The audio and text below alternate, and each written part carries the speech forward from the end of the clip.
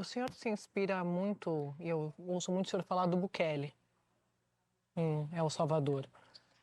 Eu queria saber do senhor se é nisso aqui que o senhor se inspira, agora ampliando mais para o plano de segurança como um todo. Olha só, a gente sabe, ele reduziu de forma drástica o crime, mas olha só que custo. Prisão sem mandado, ampliação do tempo de prisão sem ordem judicial, redução drástica de habeas corpus, dificuldade de acesso a advogados, prisões baseadas em denúncia anônima, perfil territorial e até tatuagem. O senhor sabe disso, o senhor acompanha. Isso aqui é a fórmula. Queria saber se o senhor vai fazer uma coisa parecida dessas no Brasil. A fórmula é o que está disposto no livro amarelo e boa parte daquilo que a gente defende passou agora no Congresso Mas disso Nacional. aqui que eu falei, o senhor bebe nessa fonte? Não, eu bebo na fonte da capacidade de ação e resolução do Estado. El Salvador não é igual ao Brasil. Eu vou dar um exemplo. Eu respeito e acredito muito na ideia de que o poder executivo tem que ser capaz novamente de executar coisas. As pessoas em El Salvador não tinham mais autoestima, as pessoas não conseguiam andar nas ruas. E ele teve um approach, ele teve uma vontade de ação que ele conseguiu realizar e concretizar uma mudança. Eu respeito isso. Agora, o Brasil não é El Salvador. Eu não vou concordar com tudo que ele faça, nem ele vai concordar, eventualmente, me tornando presidente, com tudo que eu faça. O Noboa, se vocês pegarem um caso, para fazer uma crítica boa ao modelo de El Salvador, o Noboa tentou copiar o que o Bukele fez em El Salvador num contexto equatoriano. Não funcionou como o El Salvador. Porque o Equador tem um tráfico internacional de drogas, tem acho que um cartel chamado Los Lobos, poderosíssimo. Mas onde é a diferença do senhor para ele, então? Já que a Eu gente está não falando da faria, diferença. lá, criticam que ele faz, por exemplo, julgamentos coletivos ou prisões sem mandado. Não faria isso. Até porque a Constituição Exato, aqui não permite. mas não é uma transposição. O que o Bukele fez está num contexto eu salvadorenho, dentro de um sistema normativo dele. O que nós vamos fazer vai ser dentro de um contexto nosso, com as dificuldades e vicissitudes de um país como o Brasil. O crime organizado no Brasil é muito diferente de El Salvador.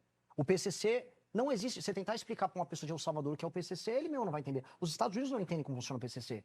Os mecanismos que você vai ter de enfrentamento serão outros. Agora, a vontade de agir para resolver esses problemas tem que ser a mesma. A vontade, a disposição do líder em resolver um problema histórico. Desculpa, vale a pena pegar um outro cara que eu cito, que é o Milei. Milei estava na convenção do Flávio Bolsonaro agora. Eu não teria nenhum motivo para falar, eu gosto, eu acho o Milei maravilhoso.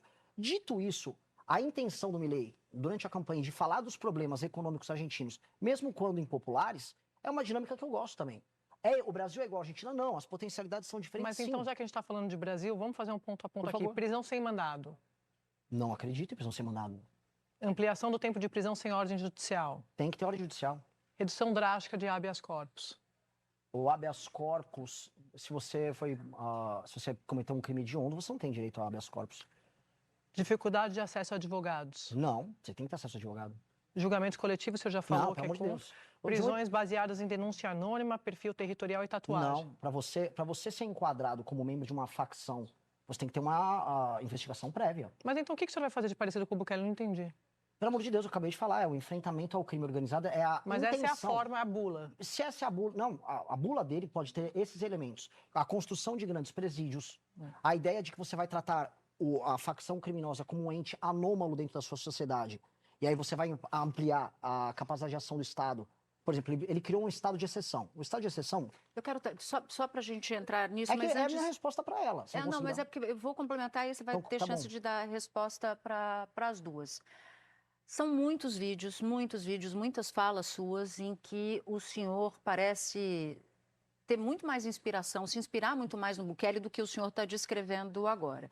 E aqui, de novo, eu acho que vale a pena dizer como o Bukele conseguiu essa fórmula, como ele chegou à implantação dessa fórmula. Ele demitiu todos os ministros da Corte Constitucional, ele aposentou compulsoriamente 1/3 dos juízes, hoje ele controla o Congresso de lá, a Assembleia, a imprensa não é livre, muitos jornalistas tiveram que sair do país para não serem presos, basicamente, em outras palavras, não há democracia por lá. E no seu plano de governo, o senhor deixa muito claro que o senhor vai combater o crime fazendo decretos sucessivos de estado de defesa e que essa é a sua IGLO, que essa é a sua fórmula.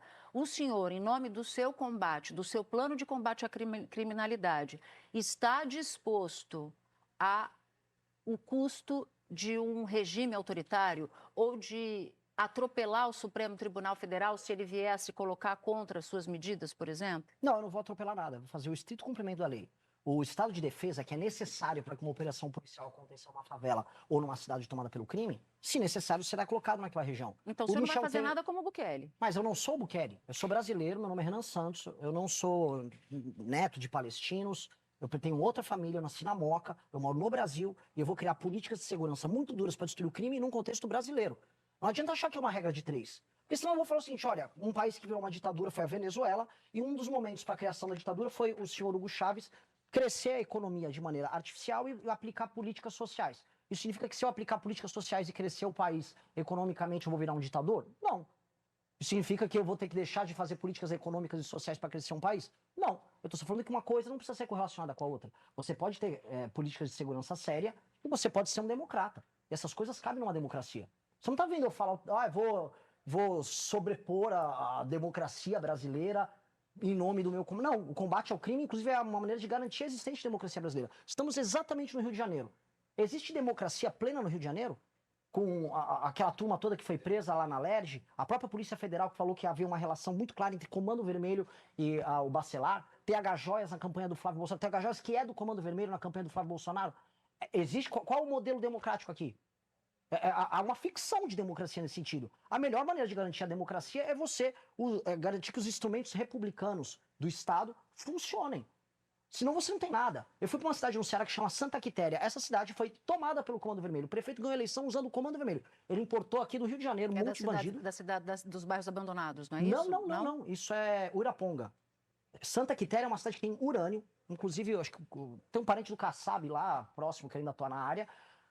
Santa Quitéria, o prefeito ganhou a eleição chamando membros do Comando Vermelho para participar, servindo como capangas, impedindo que as pessoas votassem. E isso não é opinião minha, ele foi afastado por conta disso, pegaram a relação com o Comando Vermelho. Como é que eu vou atuar ali?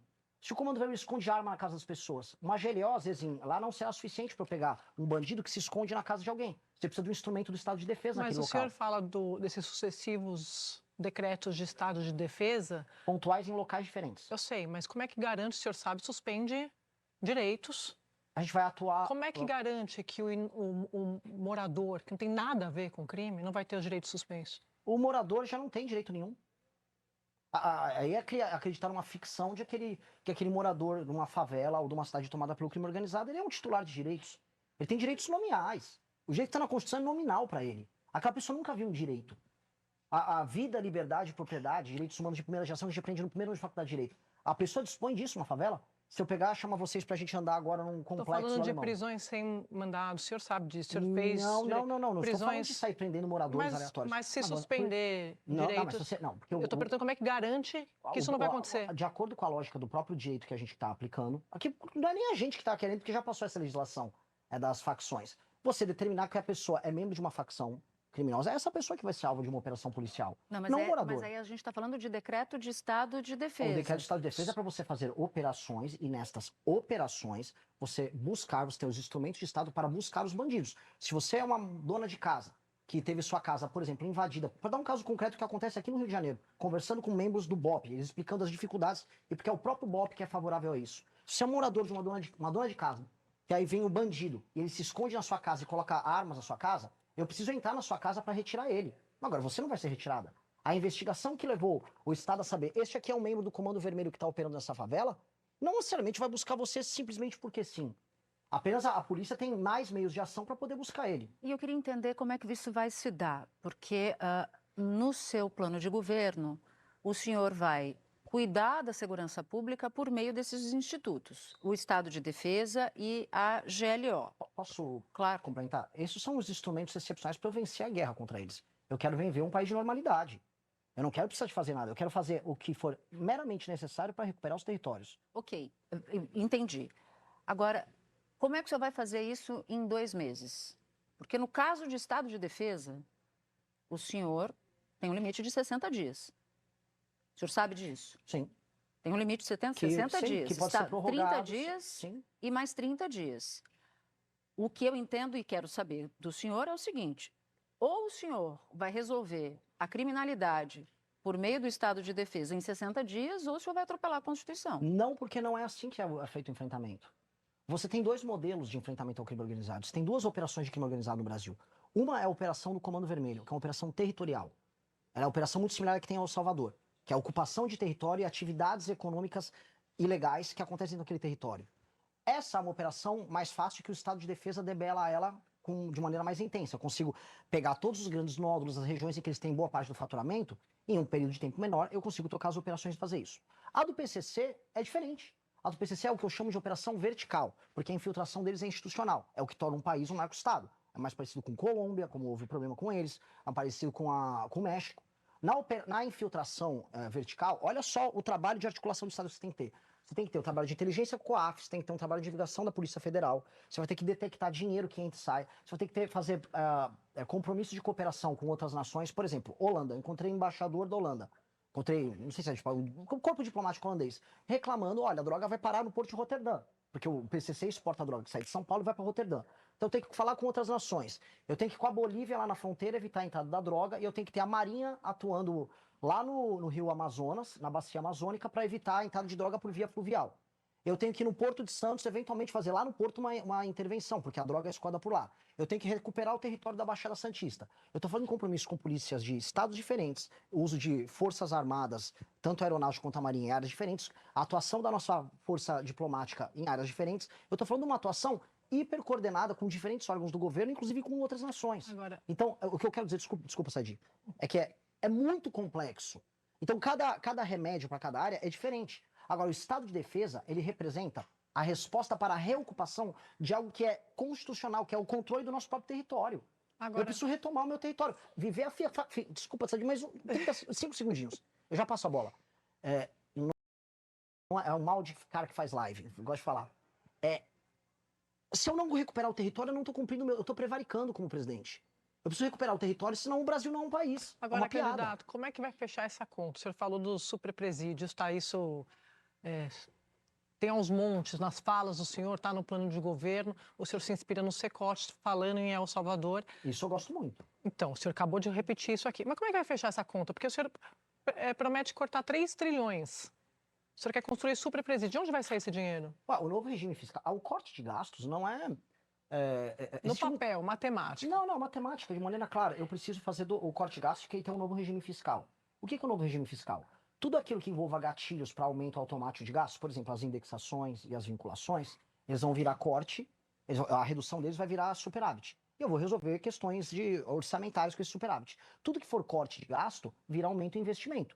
E presídio é um gasto que o Estado vai ter que fazer um investimento em infraestrutura para receber esse corpo prisional. Então, eu vou ter que gerar espaço fiscal para investir nisso também. Quanto que gasta hoje? Qual é o gasto hoje com presídio? Eu não sei estimular aqui quanto eu gasto com presídio. Eu sei que eu preciso construir de 300 a 500 mil vagas. A nossa equipe estava trabalhando como várias peças separadas de um quebra-cabeça. E a Monday.com...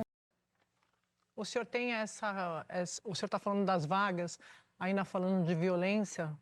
eu queria falar um pouco de feminicídio. O senhor acompanha os números. A gente viu